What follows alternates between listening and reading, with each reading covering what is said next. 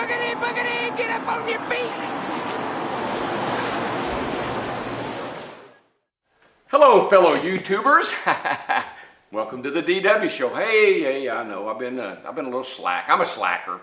I can't help it. Had to go all across. You know what? In 2 trips to Australia, I've been around the world twice, if you think about it. And I don't even like to travel. I just like to go to races here at home.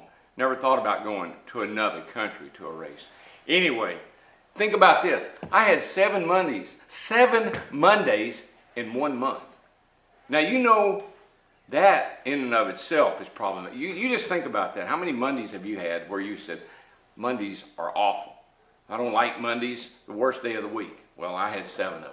But they weren't all bad. Some of them are pretty good. Matter of fact, some of my Mondays were a lot better than some of the guys' Mondays after a couple of these races that I happened to miss. Talladega for one and Martinsville for another.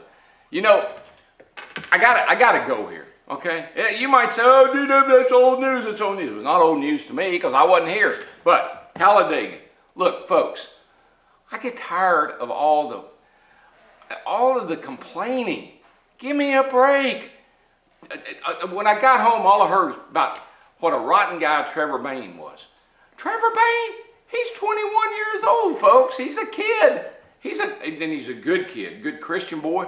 I mean, he has morals and the ethics of a saint.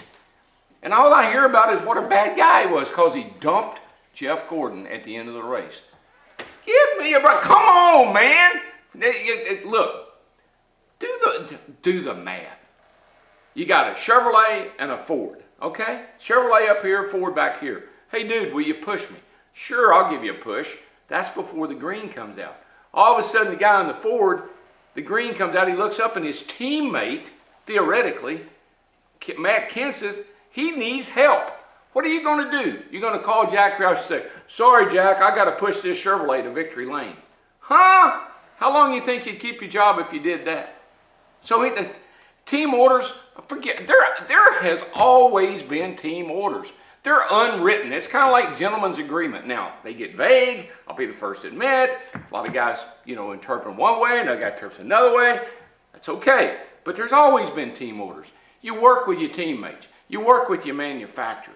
You know that old say, you know what I always like to say? You don't have to work for me, just don't work against me. Well, that's what Trevor Bayne, he didn't do anything to hurt Jeff Gordon. He just had to go over and help his teammate who happened to be in a blue oval just like he was. So, I mean, this is racing. This ain't Boy Scouts. We don't make a deal. We're not exchanging Tall's marbles here, We're trying to win a race, trying to win a championship. And that's a big deal. And Jack Roush, he told his drivers before they ever got to Talladega, you can do whatever you want to, but at the end of the day, you help your teammates. It's been that way ever since I've been in racing. So I don't want to hear that. Give me a break. We're not out there. You know what NASCAR needs to do? This would fix it all right here. Stop letting each driver talk to somebody. Just, you've got a channel, and you can talk to your crew chief, and you can talk to your spotter. And that's it. Get all these other people off these guys' radios. Stop making these deals. It'll make racing better. I mean, we used to make deals all the time. Hey, want to follow me? Come on, follow me. Come on, let's go. Come on, hold that right there. Stay right there. Stay with me, buddy. We used to, that was the only communication we had with another driver. And that's the way it should be now. This talking to 15 different drivers about, hey, would you like to dance with me? Or, hey, would you like to date me? Or, would you like to go to the prom with me? I'm sick of it. Okay, so get off Trevor Bayne. Good kid. And you know what? Picking on him like that and talking about him like that, it'll hurt that kid because he is a kid with, like I said, that has a lot of integrity. And when you question his integrity, you really are insulting him. And just stay off him. He's a good boy, and he needs a break.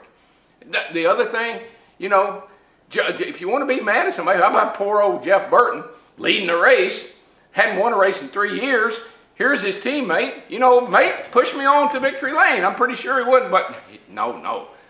Clint Boyer, he dove to the inside and he won the race. Big win for Clint. Has a lot of implications for next year when he goes over my brother's team. But I think if you look what happened at the end of the race, Jeff Burton moved up the hill. Why would you open the bottom? Why would you even move up a little bit, even though it is your teammate, except that you thought, well, my teammate won't try to pass me. Wrong. It's a race. There's two guys that are on the same team racing each other. So anyway, and the thing with Michael's windshields, you know, I know you say, well, he's a cheater. No, look, here's what they did. The windshield's that thick, okay? They ground it down around the edges so it would, there's a bed that windshield lays down in. And when it's down in there nice and snug, the molding is flush with the roof of the car. They ground that down just a little bit so that windshield lay down just a little deeper in that bed and let that molding kind of go down in there, and it left a little lip across the top of the roof. Why did they do that? Because that's an aerodynamic advantage. But I had no idea that it would be illegal. If I was running the car, I probably thought, that's a great idea. Let's try it. But they got their hands slapped and got the book thrown at them, really. So Talladega was a nightmare. I mean, I couldn't believe all the things that happened at Talladega. But move on to Martinsville. This is the one that really gets my goat. Have these guys, some of these guys need to go back to driver's ed 101. Can you not race on a short track and not run over somebody?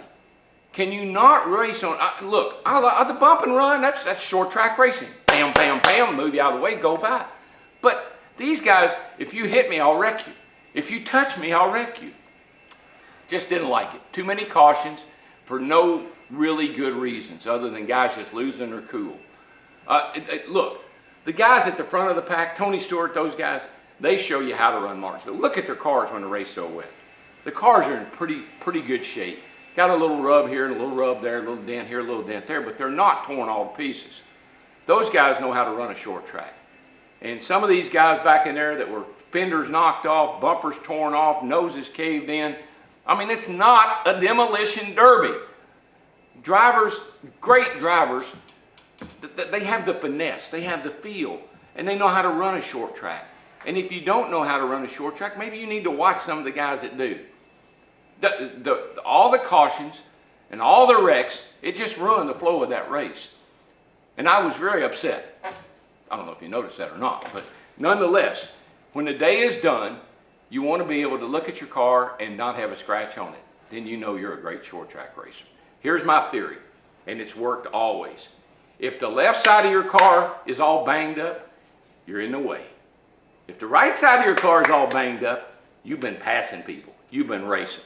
So just remember that the next time you go to a short track. Tony Stewart. I've always known Tony Stewart was a great driver.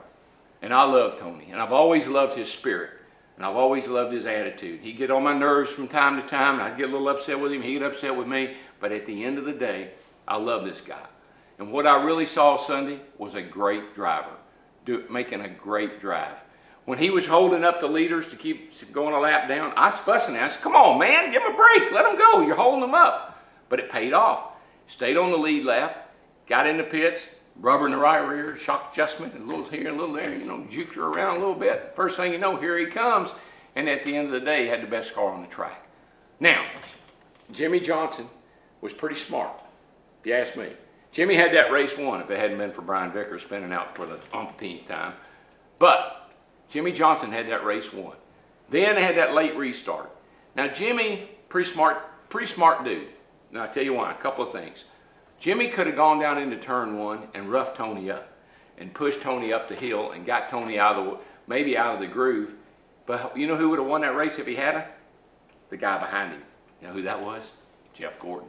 So Jimmy Johnson says, I'm going to go down in this corner. Tony is now in a position where he's got a shot at winning a championship, and Jimmy knows that. Jimmy also knows his teammates behind him, and I think he wouldn't necessarily want to open the door and just tell Jeff Gordon to go on through. I think if he was going to let Jeff beat him, he'd want Jeff to have to race him hard and pass him some way. So I'm thinking Jimmy Johnson said, all right, I'm going to protect the bottom. That doesn't give Jeff a chance. I'm not going to rough up Tony Stewart because he got a shot at the championship. Plus, Tony Stewart might just possibly, you know, if I rough him up, he might wreck me. And so I thought Jimmy Johnson used a lot of discretion at the end of that race. But Tony Stewart, I think that's the drive of his career. I think he made the drive of his career, and it may very well be the drive of the chase that will help him win the thing. So, you know, smoke is going to get in everybody's eyes if they're not careful. Better watch out. He's a coming.